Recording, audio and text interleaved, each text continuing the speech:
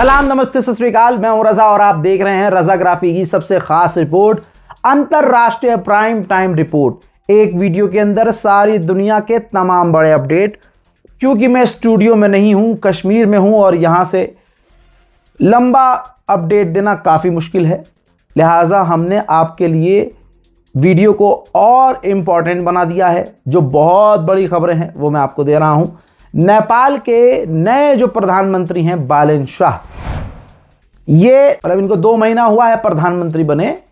तो पहली बार प्रधानमंत्री बनने के बाद जो इन्होंने संसद में बयान दिया है, संसद में पहला बयान, उसमें उन्होंने तमाम बातें करने के बाद बड़ा बयान दे दिया जिससे बड़ा बवाल हो गया।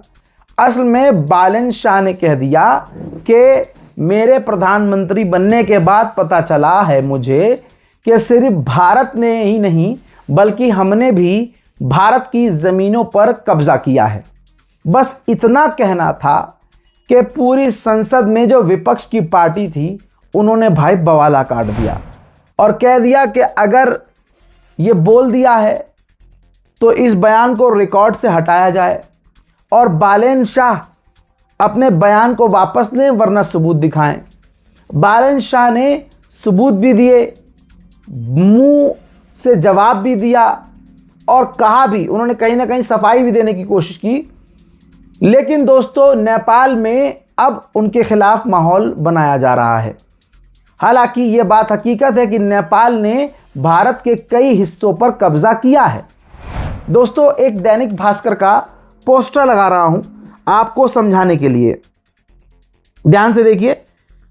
नेपाल ने भारत के इन 3 जगहों पर, 3 इलाकों पर कब्जा किया है। बिहार के पश्चिम चंपारण जिले के लगभग 7,100 एकड़ ज़मीन पर नेपाल ने कब्जा किया हुआ है। उत्तर प्रदेश के लखीमपुर खीरी, पीलीभीत, बहराइच और श्रावस्ती में करीब 500 एकड़ ज़मीन पर कब्जा किया हुआ है। उत्तराखंड में चंपावल ज़िले में करीब 12,400 एकड़ ज़मीन पर कब्जा किया हुआ है। तो हजरात, ये बात बिल्कुल क्लियर है कि नेपाल ने भारत की ज़मीन पर कब्जा किया हुआ है। अब बेचारे बालेन शाह लीपापोती करने में लगे हुए हैं। और मैं आपको ये भी बता दूं कि वो 4 कौन सी वजह हैं जिसकी वजह से भारत और नेपाल के रिश्ते खराब हुए। लिपुलेख दर्रे से मानसरोवर यात्रा पर आपत्ति जताई थी नेपाल ने, जिससे भारत भड़क गया था। दूसरा पॉइंट, भारतीय विदेश सचिव को मिलने का समय नेपाल की बालेन शाह सरकार ने नहीं दिया। तीसरा पॉइंट, भारतीय राजदूत से अलग से शिष्टाचार से मुलाकात ना करना। यानी भारत चाह रहा था भैया हम पड़ोसी हैं तो हमें और हमारे एनवॉय को अलग से समय दे बालेन शाह की सरकार, लेकिन ऐसा नहीं किया गया। चौथा, पहले वर्ष कोई विदेशी दौरा न करने की नीति। हमारे मोदी जी जैसे ही कोई डील करते हैं वो वर्ल्ड टूर पे चले जाते हैं। अब ये जो प्रधानमंत्री नेपाल का बना है, इसने कह दिया कि भाई पहले साल में हम किसी भी देश का दौरा नहीं करेंगे, जिसकी वजह से भारत को जो उम्मीद थी वो टूट गई कि भाई हम कैसे इन्फ्लुएंस करेंगे, कैसे नेपाल से अपने रिश्ते पक्के करेंगे, कहीं नेपाल चीन के करीब ना हो जाए। हालांकि सभी को पता है कि नेपाल ऑलरेडी चीन के करीब है। हजरात मोहतरम, भारत ने 15 देशों को इनवाइट किया था कि आइए साथ मिलकर मिलिट्री एक्सरसाइज करते हैं। भारत ने गुडविल दिखाते हुए, भाईचारा दिखाते हुए बांग्लादेश की फौज को भी इनवाइट किया था और बांग्लादेश शुरू में राजी था, लेकिन न जाने बाद में क्या हुआ कि बांग्लादेश ने मना कर दिया कि हमारी फौज भारत के साथ मिलकर एक्सरसाइज नहीं करेगी। उधर बांग्लादेश का बॉर्डर गार्ड चीफ भारत आने वाला है।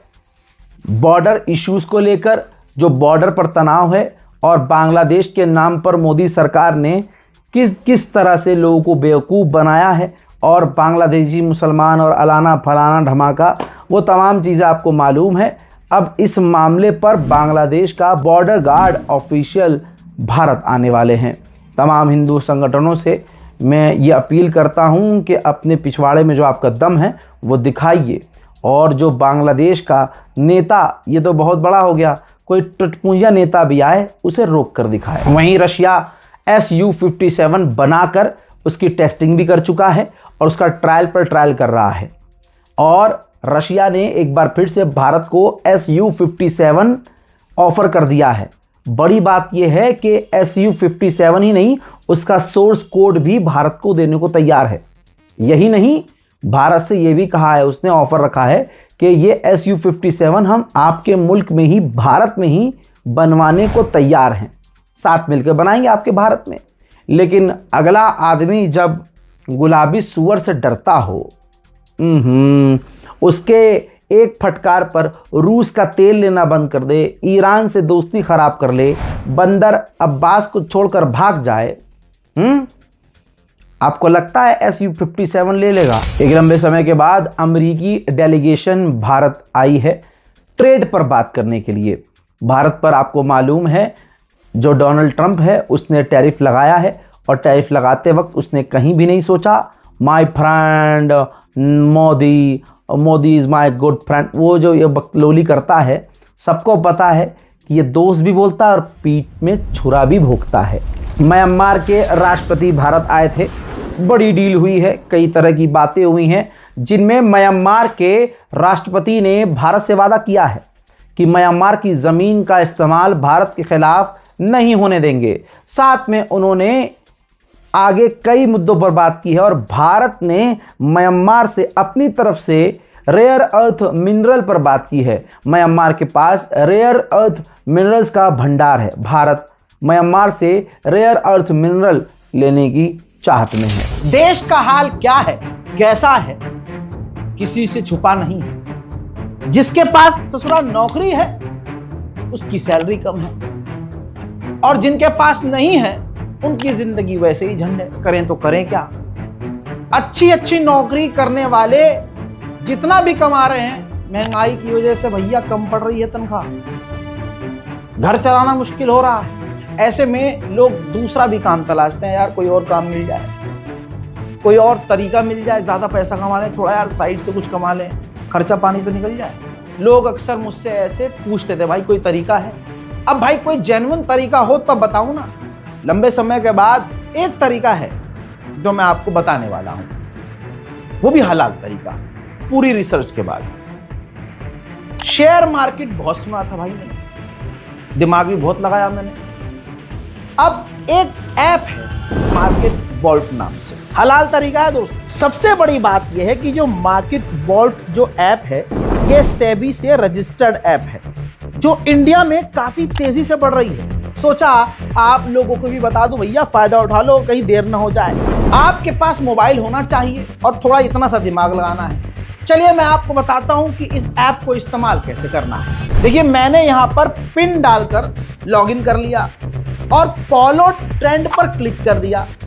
ये आपको प्रॉफिटेबल ट्रेंड दिखाएगा जो बाजार में चल रहा है, और आप एक क्लिक में फॉलो कर सकते हैं। अब जो दूसरी एप्स हैं वो कहती हैं भैया आप इतना इन्वेस्ट करो, इतना इन्वेस्ट करो, इतना करो, ज्यादा करो, है ना।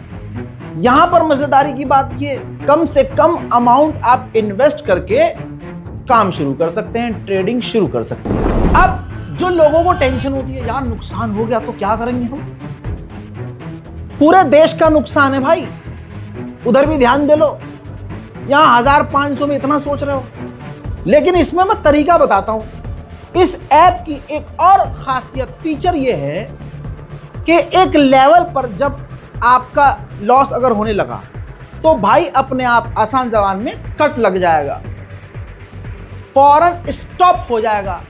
जब आपके लॉस के लिमिट पर कट लगेगा तो इसका मतलब यह है नुकसान नहीं आपका, तो फायदा ही फायदा है।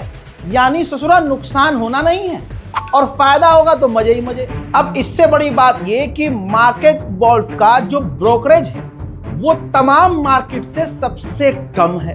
प्रॉफिट ट्रेंड के हिसाब से मूव कर रहा था। मैंने स्टॉप ट्रेड क्लिक कर दिया और बस 1306 का प्रॉफिट बुक हो गया इतने कम वक्त में।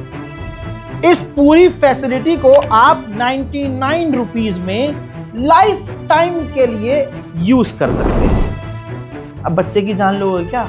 आप यहां पर सब कमोडिटीज भी यानी गोल्ड, सिल्वर, क्रूड ऑयल या नेचुरल गैस पे भी बड़ी आसानी से इन्वेस्ट कर सकते हैं, वो भी सुबह 9 से रात 12 बजे। कमाल की बात यह है कि ये मार्केट वॉल्फ ऐप आपको रिकमेंडेशन देगा कि भैया इसमें फायदा है, इसमें फायदा है, इसमें फायदा है, अकल का इस्तेमाल करो, लगाओ। लोगों ने 28 तारीख को एक दिन में 11,850, जून में 70,468 और जुलाई में 59,696 का प्रॉफिट बुक किया। और इस प्रॉफिट में मार्केट वॉल्फ का कोई कमीशन नहीं लगता।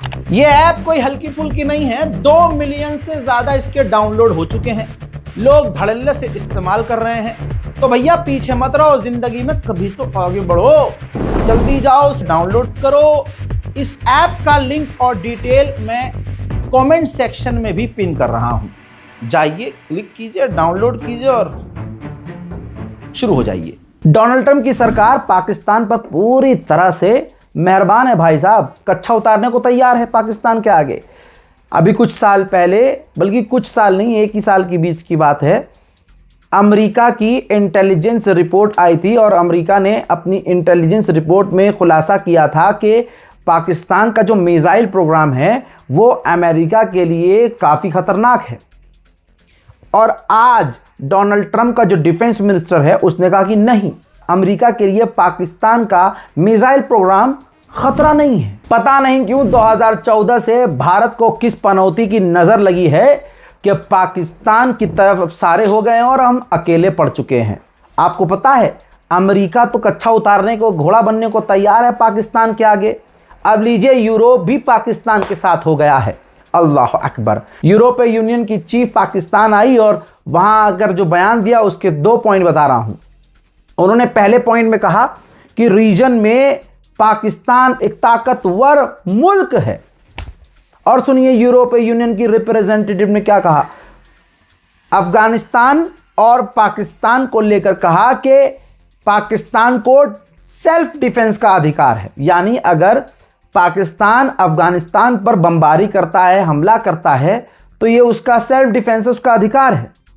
साथ ही अब जब पाकिस्तान आई है यूरोपीय यूनियन की रिप्रेजेंटेटिव और वो पाकिस्तान के कसीदे पढ़ रही है, तो पाकिस्तान पीछे कैसे रहेगा, मौके का फायदा क्यों नहीं उठाएगा। पाकिस्तान ने कहा, शिकायत की कि हमारा भारत ने पानी रोका हुआ है और हमारे कश्मीर का भी मुद्दा उठाया है यूरोपीय यूनियन के रिप्रेजेंटेटिव के सामने। पाकिस्तान ने मौका नहीं छोड़ा। लेकिन पाकिस्तान में मुसीबत भी है। पाकिस्तान की गवर्नमेंट ने ऐलान किया है रात को 8 बजे से लॉकडाउन शुरू हो जाएगा। और ये क्यों? ताकि बिजली बचाई जा सके, फ्यूल बचाया जा सके।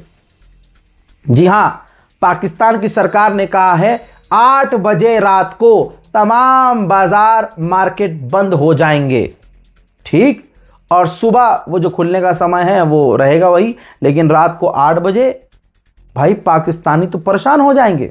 एक डर ये भी है कि कहीं पाकिस्तान का देखा देखी हमारा वाला भी इस तरह का ऐलान ना कर दे। हालांकि ऐसा ऐलान मिलता जुलता हमारा वाला कर चुका, जिसके बाद भारत की जनता पैनिक हो गई थी। एक और बेड़ा गर्क मैं आपको बता चुका हूं, लेकिन कंफर्म कर रहा हूं। जापान ने एक रिपोर्ट जारी की और भारत से जो आम इंपोर्ट करता है, कहा कि इसके साथ जो मक्खियां आती हैं और जिस गंदगी से ये भारत हमें आम भेज रहा है, इससे हमारे किसानों को प्रॉब्लम हो सकती है, हमारी खेती बाड़ी को नुकसान पहुंच सकता है। और ये कह के भारत से उसने आम लेना बंद कर दिया।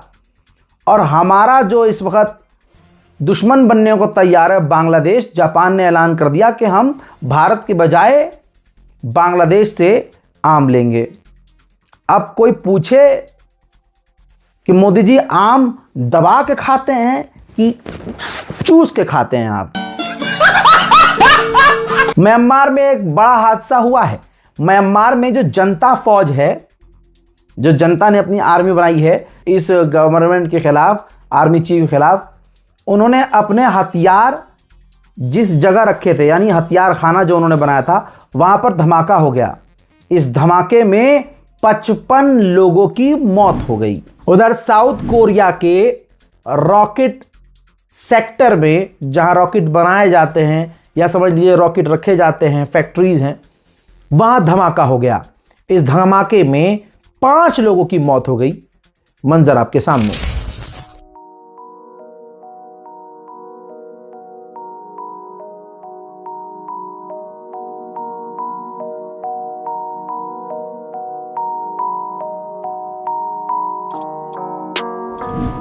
ईरान से भिड़ने का असर यह है कि अब अमेरिका तैयारी कर रहा है जल्द से जल्द पूरे यूरोप से अपने सैनिकों को निकालने का। तैयारी तेजी से है। यूरोप से चिढ़ा हुआ है डोनाल्ड ट्रंप। हजरात, यूएन के पास उसके फंड्स खत्म हो रहे हैं, यानी यूएन के पास पैसा खत्म हो रहा है। अगर ऐसे ही चलता रहा तो अगस्त तक यूएन के पास सारे पैसे खत्म हो जाएंगे। मतलब यह भी है कि यूएन मुसीबत में है। असल में अमेरिका और चाइना यूएन को फंडिंग नहीं कर रहे हैं। उधर मेरे दोस्तों अब आए हैं कश्मीर में, हम बैठे हैं, इतनी मुश्किल से शूट कर रहे हैं, तो कोशिश कर रहे हैं कि इसी वीडियो में आपको यूक्रेन और रूस का भी अपडेट दे दें। ज़ेलेंस्की के दफ्तर ने आधिकारिक तौर पर ऐलान किया है, बताया है कि हमें ज़ेलेंस्की ने आदेश दिया है कि रूस से जंग को जल्द से जल्द सर्दियों से पहले ख़त्म कर दी जाए तो ज़्यादा बेहतर होगा। यानी यूक्रेन की हवा टाइट हो चुकी है। पूरी दुनिया को और बड़ी मुसीबत झेलनी पड़ सकती है। फ्लाइट्स के दाम और बढ़ सकते हैं। रशिया ने दोस्तों, जी हां, रशिया ने जेट फ्यूल एक्सपोर्ट करना बैन कर दिया है। अगले आदेश तक अब यह बैन रहेगा। उधर यूक्रेन लड़ने में बेहतरीन है, इसमें कोई शक नहीं है। अब जरा इस मंजर को देखिए, यूक्रेन के F-16 को देखिए। रूस की क्रूज मिसाइल को इंटरसेप्ट यूक्रेन ने किया है। तनाव तो बढ़ रहा है दोस्तों, इधर भी तनाव बढ़ रहा है। यह वीडियो देखिए, रशिया के एक ऑयल टैंकर को फ्रांस ने ब्रिटेन के साथ मिलकर सीज कर लिया है, जिसके बाद व्लादिमीर पुतिन भड़क गए हैं और उन्होंने कहा है कि यह इंटरनेशनल टेररिज्म है। उधर रशिया ने यूक्रेन की एक फैक्ट्री पर हमला करके फैक्ट्री को तबाह कर दिया है।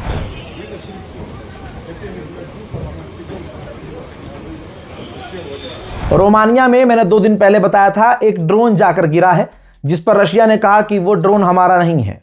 पूरे यूरोप में जो ड्रोन गिर रहे हैं वो यूक्रेन के हैं, लेकिन रोमानिया ने ये देखिए तस्वीर जारी कर दी है, जिन तस्वीरों में वो दिखा रहा है कि ये जो ड्रोन का मलबा है ये रूसी ड्रोन है। तो रूस का झूठ खुल गया है। नेटो तनाव को बढ़ा रहा है। नेटो तैयारी कर रहा है रशिया के करीब और भारी मात्रा में फौज तैनात करने की। जाने अनजाने में यूक्रेन ने अमेरिका का भांडा फोड़ा है अपने लालच में।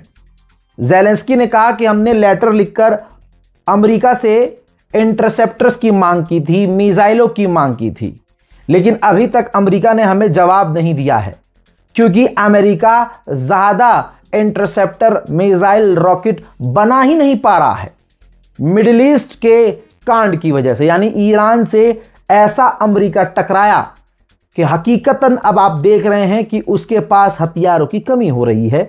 ज़ेलेंस्की ने भी इशारा कर दिया है। यूक्रेन ने पलटवार किया रशिया के कई ऑयल डिपो पर, जिसमें एक मंजर मैं आपको दिखाना चाहूंगा। ये देखिए, यूक्रेन ने रूस के ऑयल डिपो को निशाना बनाकर ऑयल डिपो को तहस नहस कर दिया। हजरात जरा इस फोटो को देखिए, रशिया अपने आम व्हीकल्स को ज़ेब्रा के कलर में पेंट कर रहा है ताकि यूक्रेन के ड्रोन कंफ्यूज हो जाएं और आइडेंटिफाई रूस के आम व्हीकल्स को ना कर सके।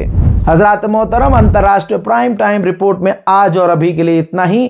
फिर से कह रहा हूं, मार्केट वॉल्व ऐप को 2 मिलियन से ज्यादा लोग इस्तेमाल कर रहे हैं, तो आप क्यों नहीं कर रहे?